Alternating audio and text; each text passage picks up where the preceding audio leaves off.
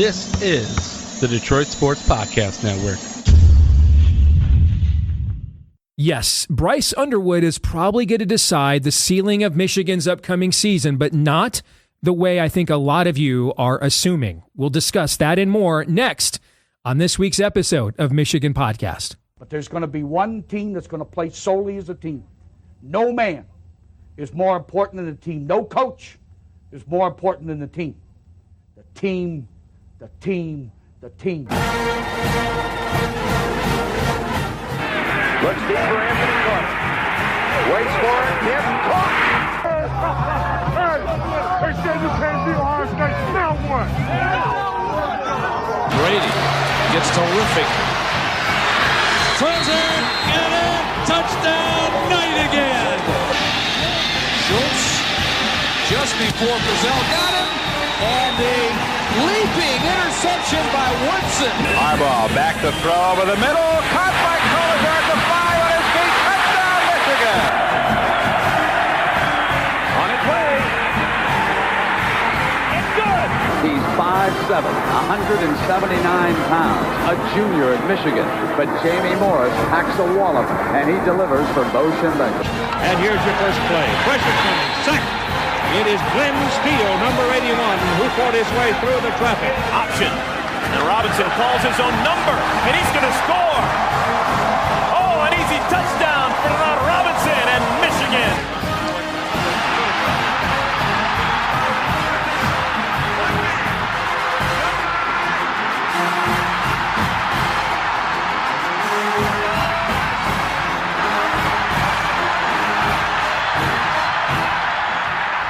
Win it. We're going to win the championship again because we're going to play as a team.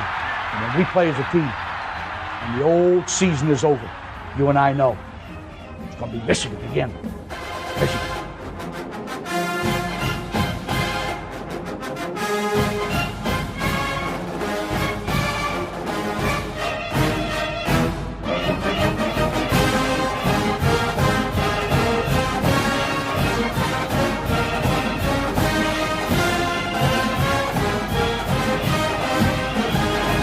And Go Blue, welcome to this week's edition of Michigan Podcast. I am Steve Deace, and as I was saying there with the tease, I think the key to Michigan's season is Bryce Underwood, but I don't think it's in the way that a lot of you are thinking. I think a lot of people think it's, Bryce. I think Tom Fornelli at the Cover 3 podcast on CBS said that Bryce had to be God for Michigan to hit the over in the win total. I totally disagree with that. In fact, I think it's way more likely Michigan won't hit the over in the win total if he tries. And this is the big concern I have. I mean, we largely won Big Ten championships in 21 and 22 with Jags, just a guy. I mean, essentially, that's all J.J. McCarthy was until the second half against Ohio State, the final game of the year. Just handing the ball off pretty much every game. That's pretty much what Cade McNamara did. He had one impactful pass in his starting quarterback career at Michigan in a game that mattered, and it was a 5-yard shallow cross to Eric All, pardon me, where he then outran the entire Penn State secondary to win that game on the road. So if you look at the way Michigan's program is structured, I'm not saying that they don't want Bryce Underwood to be the legend that his recruiting ranking says he could be. But for this team, if he tries to do it too early, if he tries to show off what he said on Big Ten Network, ain't nobody seen a freshman quarterback like me. And I understand, man, I've never been a Porsche, so it's hard for me to tell a Porsche, hey, don't show off how fast you are. But I kind of think the way Michigan's program is structured, I think with the running game, it'll be good. I think the defense will be great. We just can't go to Norman and Lincoln and get buried by 2 or 3 touchdowns early because we had a freshman quarterback throw a couple of picks and turn the entire stadium against us. I think the big key for this season is not Bryce being great from the beginning, but giving himself time to become great, I actually think is the key to the season. So let's talk about that and more with the guy who just so happens to be the author of the most accurate college football preview of the last few years. He's been a guest on our show the last few years as well. Brett Ciancia is here with us from Pick 6 Previews. It's good to have Brett back on the show, brother. How you doing, Brett? Hey, Steve, great to be back, and thanks for having me. And, you were one of the first to review and read my book back in 2019, my annual season preview magazine. So I appreciate the praise back then, and we're keeping it forward here. Been several off seasons talking together. So excited to break down Michigan, break down the Big Ten. I can't wait to kick this season off. I know, man. And you're big time now. I tuned into the Bears podcast last week, and you're on it. There's Brett Ciancia right there, talking to the Fox Sports crew. So you've gone big time on us, man. So congratulations. It's very well deserved. So let's get your thoughts on what I just said about Michigan. I don't agree that Bryce Underwood showing he can be an impact player at the beginning of his career is actually the key to the season. I think the way that Michigan is structured last year, Michigan won 8 games, was one of only a handful of teams in college football that beat 3 top 15 teams a year ago. And it did so without a quarterback. It literally played with 10 guys on offense. In fact, the quarterback, if you look at analytics, was actually harmful to Michigan. It's the worst quarterbacking at Michigan I've ever seen. Statistically, it was the worst passing offense since 1963, back when they weren't even still trying to throw the football yet. So I think Michigan fans have truly underrated, because of how good of kids Alex Orji and Davis Warren are, just how bad, and 1 year off a natty, just how bad it was. But it was extremely bad. Put it this way, our entire receiving core had 750 yards receiving last year, Brett. The entire receiving core. So I think if Bryce Underwood can just come in here and be a jag, can you complete a play-action pass on first down the middle 15 yards when teams have 9 in the box? Can you do that? Can he just be Cade McNamara in 2021? I think if he can do that with the rest of this makeup of this team, I think Michigan can be very good. I'm actually more afraid of Bryce trying to be too great too soon. But what are your thoughts? Yeah, I get what you're saying. And I lean the way you're looking at it too, where you don't need the big 5-star recruit to come in and throw for 40 touchdowns and, force key plays on third downs. I think you just need someone to take care of the ball. You look at Michigan last year, they threw more picks than touchdowns. And I don't need to tell Michigan fans this, they watched the whole season, but that kind of lack of ball control is really, really harmful. So one of the worst offenses that we covered last year, they were bottom 10 per my numbers in the opponent adjusted stat. Again, don't need to tell Michigan fans this, they watched it. So with that said, just get some competent play at the position. We're not calling for a Heisman run or any kind of All-American campaign yet as a true freshman. It's so hard, even if he's a 5-star, it's so hard for an 18-year-old true freshman to take over one of these Power 4 programs, especially somewhere as storied as Michigan. So, I don't think he has to be this Heisman caliber player for Michigan to have a successful season. It's got to be ball control. It's got to be smart with the ball. How about maybe some third downs, tucking the ball and run, or evading a few sacks? Key plays like that he's got to have. Don't need the 40 touchdowns. Just just limit the turnovers, because what I'm drawn to with Michigan this year is that defense yet again. They got some key guys back, some young guys really shining that bowl game. Looking at Derek Moore and Rayshon Benny in the trenches. The linebackers are solid. So really a lot to like on defense. You just don't want to throw games away from the quarterback spot. So I agree with you on that. Last 4 years in all of FBS, Michigan's composite defensive ratings, Brett, second in points per game, third in rushing yards per game, second in total yards per game over the last 4 seasons with 3 different defensive coordinators. I actually think the overall depth on this defense will be the best of any of those. Now, there's not a Mason Graham, there's not an Aiden Hutchinson, maybe not even a David Ojabo, but I mean, we're looking at hockey lines on the defensive front. This is the deepest Michigan linebacking core I can remember since, the end of the Bo era, when they were still running your classic 3-4 style of bare look defense from the late 80s. They're legit 7-8 deep there. They're probably 5 or 6 deep at safety. And that's counting an All-American and Rod Moore, who we have no idea what his status is. So the depth on this defense is at a very, very high level, I think. And I think field position, not screwing it up. Hey, we don't want to necessarily be Iowa here, but I would argue we were Iowa last year.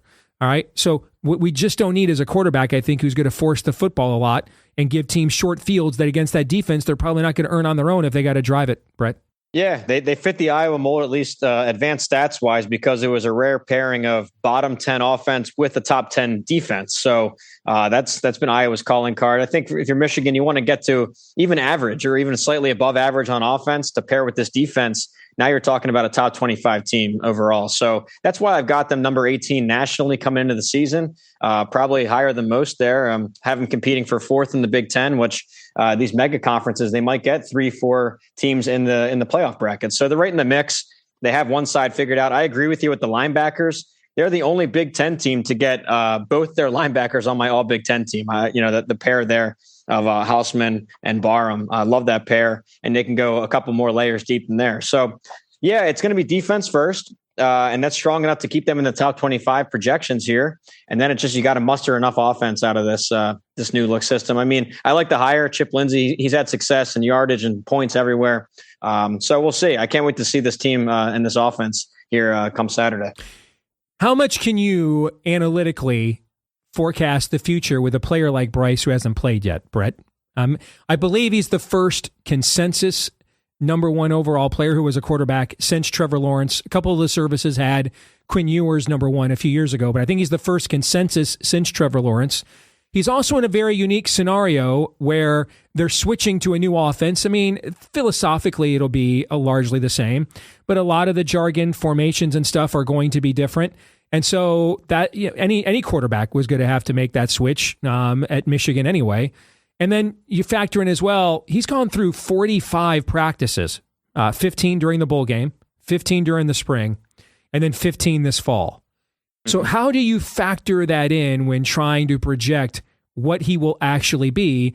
Because it is the most important position in all of sports. You're doing a forecast kind of prediction, which is the way I like to do it as well. And so how do you factor in that kind of an X factor where the variance is so high? Or is that maybe why you just put a team like that in the middle of the top 25 because you don't know? Well, here's the thing. I think over time, the last 10, 20 years, the recruiting services have really improved with their accuracy. I think that just the more coverage, social media, the rise of the internet, all this, there's more eyeballs on everybody, especially the quarterback position. They have all these quarterback gurus, the personal coaches, these camps, these Manning Academy, 7-on-7 circuits. So I think that really the quarterback spot is really well vetted out by these recruiting services. They're more right than wrong, especially with their 5 stars. Look at the company he's got. Trevor Lawrence, national champion, Heisman contender. Quinn Ewers had Texas in back-to-back Final Fours and made it to the pros there as a late-round pick. But, and then even last year's 5 stars played pretty well with DJ Lagway of Florida. Dylan Raiola was hot and cold, but I think that he was still solid as a first-time starter. And then the last thing on this is it's not the 2000s anymore, where it was once upon a time it was rare for a early enrollee. We had to label them as early enrollees to college as a freshman. Now that's so commonplace. It's rare that they're fall enrollees. So not only did he get all of fall camp, he gets all the spring ball, all the winter workouts, and then I didn't realize he was in there for bowl practices too. That's a new feature in the last couple of years. So yeah, you're almost looking at almost a redshirt guy in a way, a redshirt freshman. So I think it's going to be solid. Like I said, more right than wrong with these recruiting services, especially at the top, especially at quarterback. So I trust it. I think it's going to flip from a liability to at least average or even an asset at the quarterback spot for Michigan. So you having Michigan at 18th would put them, I guess, on the periphery of the playoff race. What has to go right that you think legitimately could for Michigan to do better than that, Brett?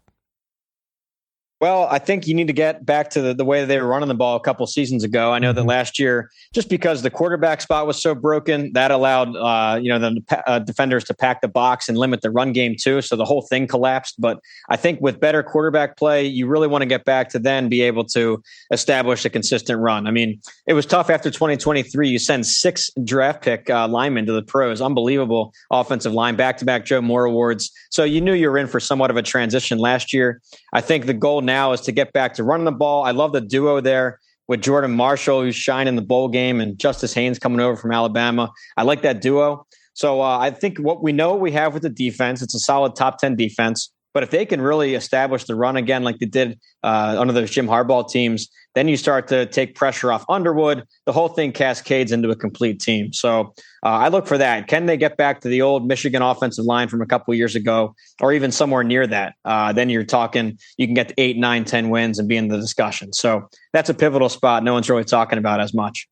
A big picture, Bud Elliott over at CBS Sports noted, 18 teams are now in his blue chip ratio, the most ever since he started this about 20 years ago. And for people that don't know, every team that's won a natty in the playoff era, which is more than a decade now, whether it was 4 or 12 now. And even this goes back to the very end of the BCS era. Every team that won a national championship had at least 50% of its roster comprised of 4- and 5-star recruits. And now we have more teams with that threshold than ever before at 18. But he also notes there's only a couple of teams in danger that are threatening in the next couple of years if they keep recruiting at this clip. I think he said it was South Carolina and Ole Miss are the only other two teams that are poised to try to even break into that group. TCU, for example, has the largest blue chip ratio in the Big 12. It's 26%. And what Bud is pointing out is that the top tier of teams with with NIL and paying of players is expanding. So now there's legit maybe 6, 10, 12 teams that could win a national championship, where if you bet futures in January on 3 or 4 teams, you're probably going to be right 11 months later. At the other token, though, he is saying, though, that there's a great line of demarcation after those teams. Are you seeing that in how you evaluate and project? And then what do you think that means moving forward? Yeah, well, there's a lot there. I think that's an accurate way to look at it. I think the powers are increasing their power at the top. And you see this in the transfer market where it's almost like a food chain. I noticed I do all 4 Power 4 conferences, all 68 teams. And in the ACC, like their best transfers are coming up from the FCS or the non-AQ level. Same with the Big 12. You might get a rare Power 5 transfer. But then when you talk Big 10 and SEC, they're taking starters off of other Power 4 teams. They're taking all conference guys off of fellow Power 4 teams. So you just see the talent accumulating at the big money brands and the powerful brands. I'll say this too. The era of the dynasty, I think, is done. I don't think you're going to find a Saban who can go a whole decade and a half of dominating with national championships. Even Dabo and Kirby Smart going back to back or 2 out of 3. I think that's going to become increasingly rare because you have a bigger pool of teams that could go the distance in this big bracket, and you're going to have to get through 4 recruiting giants. So that's one trend. Lastly, another trend I think is that the age of the TCU of 2022, some of these one-off teams that go on a magical run and go 12-0, I think that their chances at a national title are fading even faster. It's kind of ironic. They always wanted access to a bigger bracket, but now that they're placed into a bigger bracket, it just means bigger tests against the blue bloods and the 5-star recruiters. So I think they had a better shot at going 12-0 and then winning a BCS title game one time, one game, compared to making it into this expanded bracket and beating 4 giants. So it's kind of a catch-22. Yeah, the bracket's expanded, but now it's way harder for these smaller teams to break through four times in a national bracket. So those are some trends to watch. And no, I can't wait to see this unfold. There's so many teams in competition this year. You could argue 10, 12, 14 of them. I can't wait. In other words, it's not a coincidence that after paying guys became legal and above the table, the Big Ten won the last 2 national championships. So there you go. All right. Yeah, seriously. Well, money is going to rule this. It always has ruled the sport, but now it's it's more accessible. You have mega donors that can really get involved. Look at what Texas Tech did. A handful of oil money boosters out there. They rallied up the number 2 transfer class in America. So now it's maybe just more accessible. It's more open that. Big companies or boosters, they can directly influence. And you saw with the Bryce Underwood deal too. Yep. So yeah, just more involvement. That's going to benefit the big programs, the big money programs, the big fan bases, the big alumni bases. And the Big Ten has all those. Brett, as always, very happy for your success. I love stories like yours, guys who are just totally self-made and turned a passion into a profitable venture. And you are definitely deserving of it. Remind our audience how they can check out Pick 6 previews if they want to. Thanks so much, Steve. I appreciate it. You were on board since day one, and I've always remembered that, and I always retweet that clip. But pick6previews.com for the annual season preview magazine. We have a digital version and the hard copy spiral bound edition, and we ship that out next day. I know we're getting close to kickoff. We'll get it right out. And then if you want stuff in the season too, we've got Pick 6 Plus. It's all the data that you like from the magazine, refreshed every Tuesday morning for you, sent to your email inbox. But pick6previews.com. Great as always, Brett. Congratulations, and we'll do it again next year, brother. God bless. Thank you, Steve. Hey, good luck, Michigan, this year. I appreciate it. Next year. Thank you. Folks, The best way to support us here at Michigan Podcast is to do so via our Patreon page, patreon.com/Michigan Podcast. We are posting picks there year round, whether it's Major League Baseball, whether it's college basketball, whether it's the NFL, and of course, college football. Our win total best bets, you would have gotten those, for example, before the market moved. About half the books in the last few days moved on Texas under 10.5 down to 9.5. If you were following us on Patreon when we posted that, you would have gotten that before that number moved, right? So we give you all kinds of great data and picks, PGA major picks as well. We've cashed 8 of the last 11 majors in professional golf. So if you want to support us on our Patreon page, it's just $10 a month there at patreon.com/Michigan Podcast. That's right, just $10 a month. Patreon.com/Michigan Podcast. That's patreon.com/Michigan Podcast. And thank you so very much if you're one of our supporters already. Well, let's find out what maybe the final remaining reasonable Bucknut happens to think about all this, especially with his school on the brink of one of the biggest season openers in college football history. The last time we saw a season opener like this that I can remember, 1989, Michigan was preseason number 1. Notre Dame, defending national champion, was number 2. Scheduled a game against Virginia in the kickoff classic so that they could actually open the season before playing Michigan, which is where that's the origin of Bo's to hell with Notre Dame. He did not like that. Thought it gave him a huge advantage. And if you go back and watch that game, he was proven sadly right. But Michigan opened the year number 2, Notre Dame number 1. I think it's the last time, and it wasn't both teams' season openers.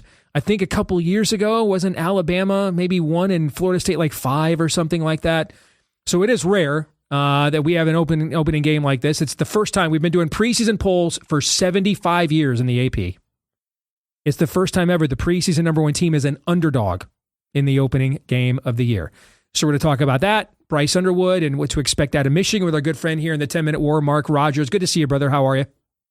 Steve, doing well. Good to see you. Week 1, here we go. Let's see some football on the field, finally. Indeed. Well, since it is Michigan Podcast, let's start with the good guys, at least as far as I'm concerned. All right. I'm a big believer that Bryce Underwood's going to determine the ceiling of this team, but I don't think it's the way that a lot of the conjecture believes. I don't think it's about how quickly he can become a difference maker. I actually think it's the opposite of that, Mark. I'm actually more worried that he might Demetrius Brown this thing for an old school reference for people that won't maybe get. But Demetrius, you get it. Yes, Demetrius Brown. Left-hander. Yes. Demetrius Brown, for my money, was the most physically gifted quarterback Bo Schembechler ever recruited. He was ahead of his time. What he would have done in today's modern shotgun veer offenses, I mean, I with his talent and ability, and Demetrius Brown could throw 7 interceptions in a game one week against Michigan State, and then have Michigan's first ever 300-yard passing 4-touchdown game the next week against Iowa. That literally happened, by the way. That literally happened. Okay. And Demetrius Brown, basically him and John Colasar single-handedly beat Ohio State in 1988 in John Cooper's first year there. I mean, Demetrius Brown was a very talented young man. Won Bo his second Rose Bowl, but he just can never quite put it all together. And my concern is when I hear Bryce say things like on the Big Ten Network last week, ain't nobody seen a freshman QB like me, right? I mean, I love the swagger, don't get me wrong, but I'm concerned that he's too anxious to show us we got a Porsche, right? And I think right now, a solid pickup, a minivan that gets you with a large group of people where you want to go, reliable, a Taurus, it's going to start every time, Do we want a Big Ten when Cade McNamara's best pass all year was a 5-yard shallow cross, okay? We want a Big Ten where until the second half against Ohio State, nobody knew J.J. McCarthy could throw the ball down the field for 11 and a half games. So I'm a little concerned that he may be too eager, particularly those early road games, Norman, Lincoln, the Coliseum. These are historic places in college football. I'm a little concerned that he might be too eager to show us what he can do with the Porsche, or that he is the Porsche. Am I wrong to be concerned about this, Mark? What do you think? Steve, you're giving me awful flashbacks to the only car I ever got fleeced in my life. It was a Ford Taurus. So anyway, that was a long, long time ago. So back to Bryce Underwood. And we both projected statistics a few weeks ago. I made the point while it's fun to do and it's fun exercise, and we'll see how close we land with the final 12-game statistics for this guy, 13 or 14 games, whatever it turns out to be, it's more about the distribution of those statistics. New Mexico, if he goes 20 for 22, everybody's going to be dropping their jaws, and it's going to be phenomenal. But a 15 for 22 would do just as well.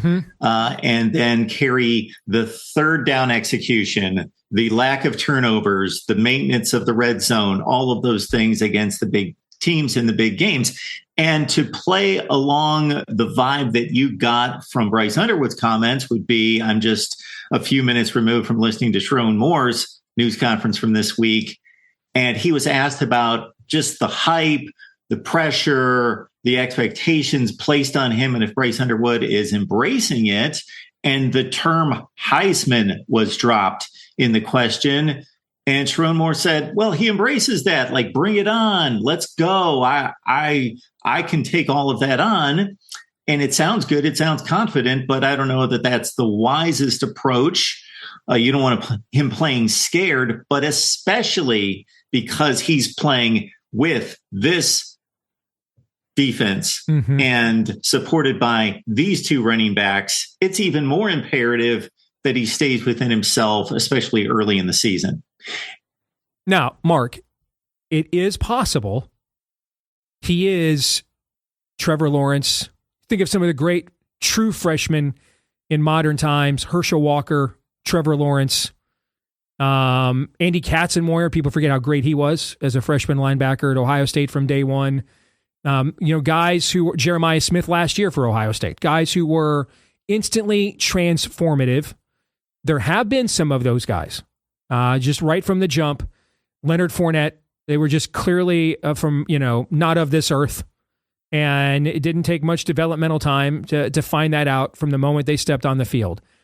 His recruiting ranking at least suggests that it's possible, I guess. So maybe that's just who he is. I guess we'll find out. But there's a reason why they call those guys generational. They don't come around very often.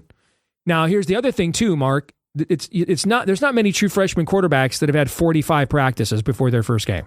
But he has 15 bowl practices, 15 spring practices, 15 practices here in camp.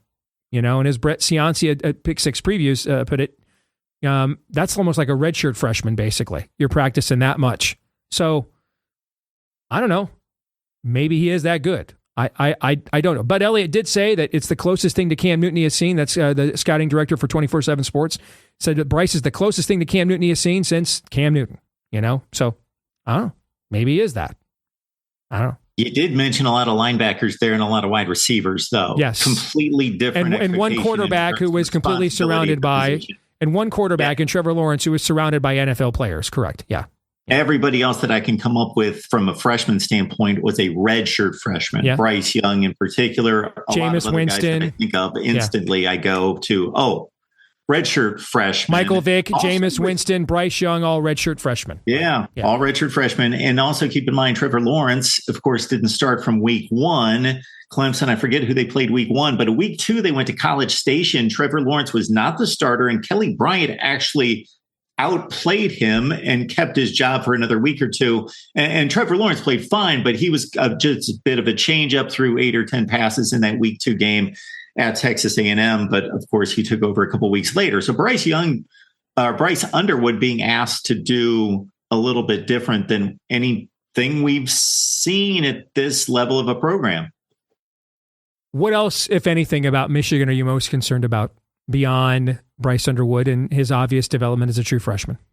So I'll tell you, Steve, what else I'm curious about here would be, okay, we get a blowout against New Mexico.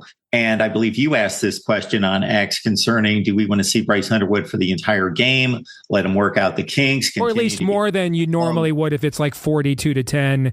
And if it's 31-0 at half, he maybe, in a typical setting, he doesn't even maybe come out of the halftime and play at all. But in this case, I kind of think we have to do that. He's never done a halftime adjustment. He's never had a second, first draft or first drive of the third quarter. And I'd kind of not to like be prime time in Norman, Oklahoma, be the first time he's done a few of those things. Is basically my question. But yeah. And if they were playing more, Steve, of a legitimate first opponent, let's say a Big Ten opener against a mid to low tier Big Ten team, or Rutgers or Indiana, I would fear for the injury factor a little bit later in the game. But I would not be that concerned with that. I think they cut it somewhere in the middle, because we do know that Jaden Davis has been named the number 2 quarterback. It is possible that he's going to be needed. I don't know if Mikey Keene, who apparently has played much better and looked healthier just very recently, is progressing in which is good practice. Because saying Jaden Davis is your number 2 quarterback is saying you do not have a number 2 quarterback. But go ahead. Yeah, that's a good point there. They're probably buying time, hoping that Mikey Keene is available soon, and of course Bryce Underwood just stays healthy and keeps things together. But you can keep making that Freudian slip, Mark. You're making me feel better, so keep doing that. You're helping me feel better with that Bryce Young Freudian slip. He only won a Heisman, so keep doing that. I like it. Go ahead. Yes. Yeah, I think we've both done that with Bryce Underwood and Bryce Young. But I think that they have shown supreme confidence in this guy because, hey, while we brought up Bryce Young, one of the reasons why I considered Bryce Young and named him, ranked him as I believe the second best quarterback in college football entering his redshirt freshman season, having thrown all of 4 or 5 passes the previous season, is that if Nick Saban put the stamp of approval on him prior to spring practice, a coach who had always just let the battle ensue through spring practice, through even a couple weeks of August camp, that was always his mode of operation. If he was going to name Bryce Young the starter that early, and even though Bryce Underwood was not named the starter that early, I think Sharon Moore always knew what the outcome was going to be. And I think there seems to be just a tremendous amount of confidence in this guy being a leader, working hard, doing the right things, gaining the respect of his teammates. And maybe maybe that what you pointed out off the top in regards to his wanting to go for it, if he keeps that under control, you want that, obviously. You want him to want to show that he's that caliber of player. Okay, let's transition then to your team. And the game of the year, which is also the game of week 1, at least game of the year number 1. There'll be several of these this year. But it's Ohio State hosting Texas, number 1 and number 3 in the AP poll, number 1, number 2 in the coaches poll. Rematch of last year's Cotton Bowl national semifinal. The Jack Sawyer game where he did the scoop and score to wrap that game up. And we have the number 1 consensus quarterback recruit in the 24 class in Arch Manning versus the number 1 consensus quarterback recruit in the 25 class in Julian Sayin. Both teams have lost quite a bit to the NFL draft after last year. Ohio State a little bit more, and replacing 2 A++ coordinators as well, and Chip Kelly and the DC that Jim Knowles that went to Penn State. But this game is in Columbus. The energy level will be high. Arch Manning has never come close to facing any kind of environment like this. Julian Sayin hasn't faced any really environment at all. I mean, what do you expect out of this game this early between these two teams? I think Texas has a clear advantage in preparation at quarterback. What you just outlined, I understand that Arch Manning has not been given snap number 1 in a big game, meaningful game, good opponent. He's also not been given the type of play calls to have to execute in the pass game, again, against good opponents in meaningful games. If you look at his stats, look at his reps throwing the football, it's been simply garbage time and him lighting up bad opponents for, I think, 5 touchdowns and no picks last year. But brought into games and at least having the experience of being on the field in a national semifinal game against Ohio State several times to run the plays that he was designed to run, to be a threat in the running game and pick up 3rd and short type plays, and in other games, SEC championship game and on down the line. So at least there's that on the field, I've been in the moment, taking snaps, looking at great players on the other side and having to operate and execute the offense, not with my arm, but with my legs at least. And if you look at Ohio State's history, while it is the vaunted horseshoe and difficult place to play because there's 110,000 people there, I think Ohio State just wins games, period. If you look at their big non-conference opponents at home. They lost to Virginia Tech in 2014. Lost to Oregon. Mayfield planted the flag in 2017. They lost to Oregon in 21, for example. They lost to Oregon in 21. They looked horrible in that game, lost to the Oregon Ducks. They've pretty much lost the majority of their big showdown games at home in the shoe. I've never considered it to be an overwhelming home field advantage compared to what it should be. Is it a home field advantage? Absolutely. You want it to be that. And you would rather have Julian saying, with the support of the home crowd, rather than having to do what CJ Carr at Notre Dame has to do in going to Miami for his first start. So I do think that Texas has that on their side in regards to, and even in the passing that we've seen out of Arch Manning, not against good teams, garbage time, at least he's done it in games against opponents. So I think there's an advantage there. And obviously the Texas coaching staff intact. Ryan Day talked this week at his news conference about that dynamic of offensive coordinator Brian Hartline doing it for the first time, and the dynamic that he experienced as the first-time offensive coordinator, and the battles and the challenges that go on the headset. He talked about when he used to have to stand up for plays or players against Urban Meyer, and that he respects that from his coaches, but it has to be done so quickly in the moment that, yes, there will be times that he will override Brian Hartline. He didn't state that directly, but I think he got his message across that will be part of it. And Brian Hartline, again, having to call plays for the first time, he would rather have him do this against New Mexico than against Texas. So I think Ohio State comes into this game with a few, I don't want to call them disadvantages because they are playing at home and the roster is just as loaded as Texas, but some unknowns. I'm concerned about the pass rush that has left to the NFL. You mentioned Jack Sawyer, which I'm sure is one of your audience's favorite players of all time. We love Jack Sawyer here. We love Jack Sawyer. Michigan fans love Jack Sawyer, and we were very happy for him to be drafted by the Steelers so they could finally get a pair of gold pants, Mark. So we love Jack Sawyer here. Yes. Yes, I know. We can put him in the category of Chad Henne and Mike Hart and there you others. go. Yes. I get that. Yes. Okay. Well, national championships, I don't know if those guys came close to that. But anyway, pass what rush. You mean by is great players who never got a pair of gold pants. That's what you mean. But yes. Yeah, and then I added to that list of accomplishments. Although watching your fan base on social media for the last 9 months, I have to keep reminding them they actually won a national championship. They seem to be behaving largely unaware, unless those are like from 4 bot farms in Columbus, Ohio. A lot of your social media people have just forgotten you've won a national championship. I have never seen a fan base less happy after winning a national championship than Bucknuts have been online for the last 8 months. But anyway, finish your point. I'm sorry. Yes. That tells you how big this rivalry is. Yes. It's that the Ohio State defensive line is going to be stout, strong, really fortified, but explosive. We don't know that. We don't have a player at Ohio State that has shown that off the edge. They pull in the North Carolina transfer, Bo Atkinson. He had like 7.5 sacks last year, 12 tackles for loss. But if you really diagnose the big plays behind the line of scrimmage, not against the best teams in the best situations.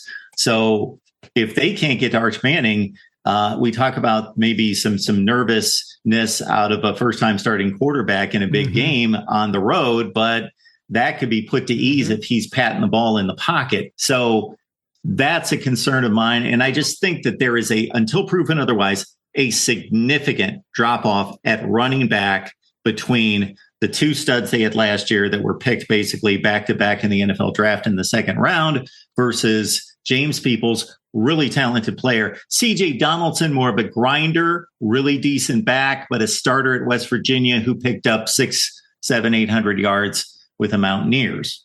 I love Travion Henderson. Love him as a player. Love him as a human being all the more. Last thing.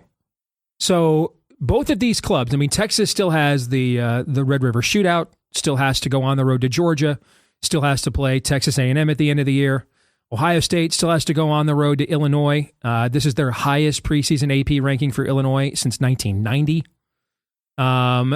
They still have to go on the road to Michigan.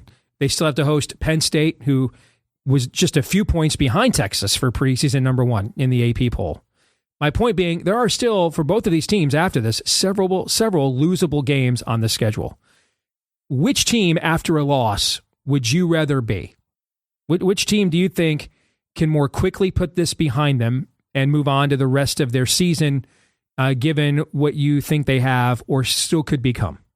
Well, from a perception standpoint, it's going to be easier for Ohio State to bounce back from a loss to the number 1 team in the country if they lose 31-28, as opposed to Michigan going to Oklahoma, let's say in week 2, and then Oklahoma needing to prove that that's a quality loss for Michigan. Mm-hmm. But Ohio State has a much more difficult schedule. I don't think there's any question about that.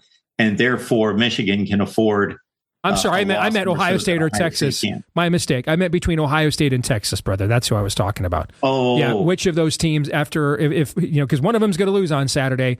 So which of those teams do you think is better positioned to pick up the pieces from there and live up to the preseason hype still?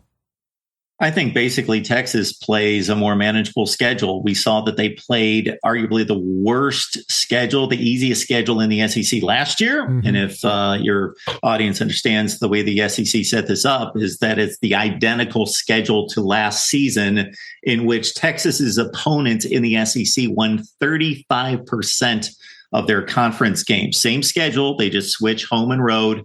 And if they obviously lose to Ohio State, it's a road loss against a top 5 opponent. I think they can recover from that a little easier than Ohio State, which, those road tests at Illinois and Washington kind of simmer under the surface in regards to those are going to be treacherous for the Buckeyes. Great stuff as always, Mark. We'll talk to you next week, brother. All right. Good luck on Saturday. Listen, we're rooting for you sincerely. I mean, if Michigan's going to be a team ranked somewhere between 11th and 16th in all these polls, that means you're in the last round of who gets into the playoff, right?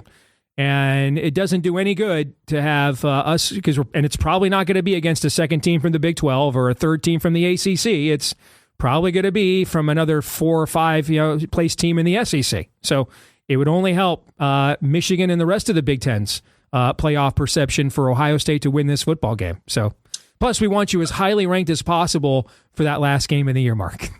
And by the way, Steve, I have picked both of these teams to make the CFP and to be back-to-back in the seeding process. There you go. In the college football playoff. Good to see you as always. Make sure to check out Mark's outstanding channel. So much great content there year-round. The voice of college football. You can't beat it. Might make you some money, too, if you know what I'm saying. So good to see you, Mark. Thank you, brother. Thank you, Steve. Take Good care. to see you. You bet. This week's X-Poll results, we asked you, if it's a blowout against New Mexico, do you sit Bryce Underwood early to keep him healthy for the season or play him longer to get him more experience before that trip to Oklahoma? 66% of you said play longer. 34% of you said rest early. I would tend to say play longer. Now, longer, who knows? I mean, if it's 31-10 or something at the half, I'm definitely playing him in the second half, at least to open up the third quarter so he's had experience coming out of halftime with adjustments and things of that nature. And then I think you play it by ear from there. But I would definitely be on the side of playing longer as well. That brings us to our feedback of the week from Logan Roberts. He says, I think it will be impossible to make Bryce play scared. He will take chances because he knows he can make plays other guys simply can't. I believe Michigan should unleash him on Saturday night to fuel his confidence going at Oklahoma. His self-doubt will hurt the offense. It's not about self-doubt, brother. That's a false choice. It's not about self-doubt or being unleashed. It's about being prudent. You know, one of the things great quarterbacks love to do is put the ball in the air so their receivers can make a play and go get it.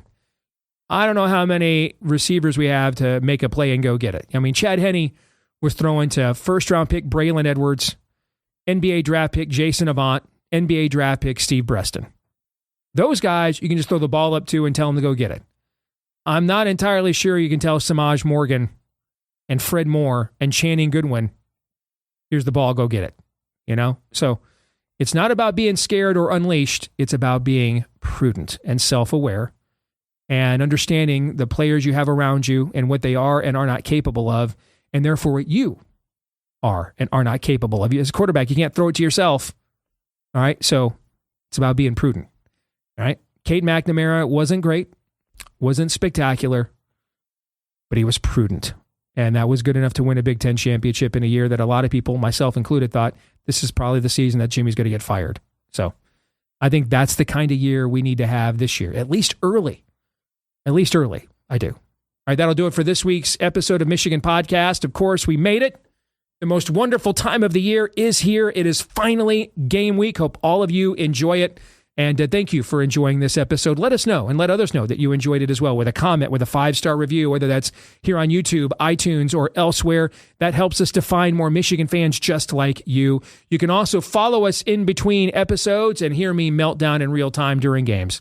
By following me, yes, I'm a complete and total coward. I fold at the first sign of adversity. I admit it, and I'm no longer ashamed. It's just, I was born this way. You can follow us on X at Michigan Podcast, at Michigan Podcast on X. Until the next time, I'm Steve Deace. Go Blue.